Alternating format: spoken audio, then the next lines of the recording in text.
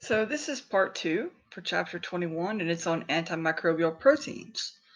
Antimicrobial proteins enhance the innate defense by attacking microorganisms directly or by hindering microorganisms' ability to reproduce.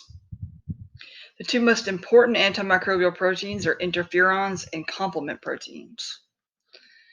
Interferons are a family of immune modulating proteins, and what they do is, so let's say a cell gets infected with the virus, it secretes interferon. That interferon will then enter neighboring cells, and that's going to stimulate the production of proteins that block viral reproduction and degrade viral RNA. I'm not going to ask you about interferon subtypes on the exam, but just so you know, alpha and beta, or interferon type alpha and beta, both work this way, and they both also activate natural killer cells.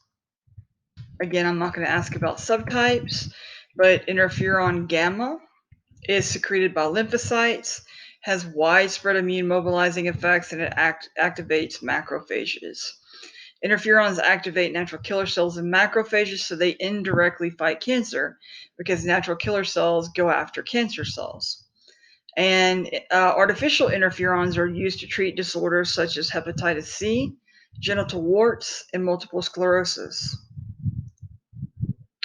So again, what happens, find my cursor, here we go.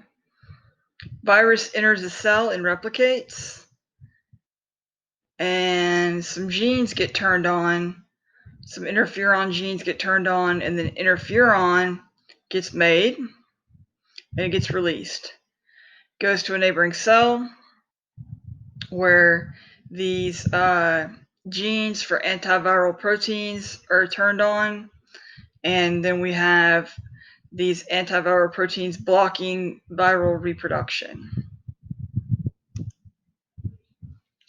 Then we have the complement system. This is about 20 blood proteins that circulate in the blood in inactive form. It includes C1 through C9, factors B, D, and P, and regulatory proteins. And it provides a major mechanism for destroying foreign substances. Its activation enhances inflammation and also directly destroys bacteria. It enhances both the innate and adaptive immune response. It can be activated by 3 different pathways, but I'm not going to ask you this question on the exam. I just left this up here, so I taught it. And then this next part, I'm going to let you know what you need to know on this slide. So each pathway involves activation of proteins in an orderly sequence. So each step is going to catalyze the next in a cascade fashion. But each pathway is going to converge on C3, which is going to cleave into C3A and C3B. Now, splitting C3 initiates the common terminal pathway that enhances inflammation, promotes phagocytosis, and causes cell lysis. So what I want you to know about complement is this right here from this slide.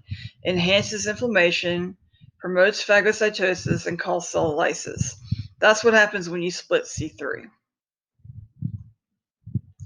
I would also like you to know this part. Cell lysis will begin when C3b binds to a target cell, which is going to trigger the insertion of these complement proteins called membrane attack complex into the cell's membrane. Membrane attack complexes form and stabilize a hole in the membrane of the microbe, which is going to cause an influx of water and lysis of the microbe. And what this means is it's going to literally kind of put a hole in the microbe, water is going to enter the microbe, and then the microbe is going to burst.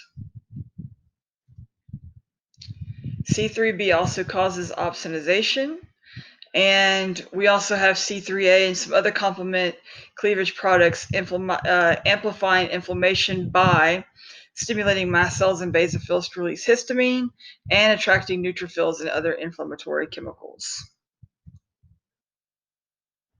So again, don't worry about this top part, okay? Because it all converges here on C3. And then C3 splits, and we have C3a over here enhances inflammation, C3b, opsonization, and then we have MAC, right? Membrane attack complexes. And these are going to be inserted into the membrane and forming this hole, which is going to allow water to go into the microbe and cause the microbe to burst.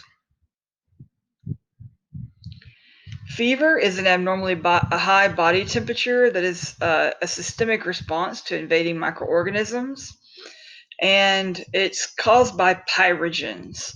So when leukocytes and macrophages are exposed to foreign substances, they secrete pyrogens, and what pyrogens do is they act on the hypothalamus, which is the body's thermostat, and they raise body temperature. And there are some benefits to a moderate fever. It causes the spleen and the liver to sequester iron and zinc, which means hold it. And that's important for microorganisms. So there's a benefit to keeping it away from microorganisms. And it also increases metabolic rate, which increases the rate of repair. And this is the second line of defense table. This actually is a pretty good table to look at. It kind of breaks stuff down. Here are your bonus questions for this particular part.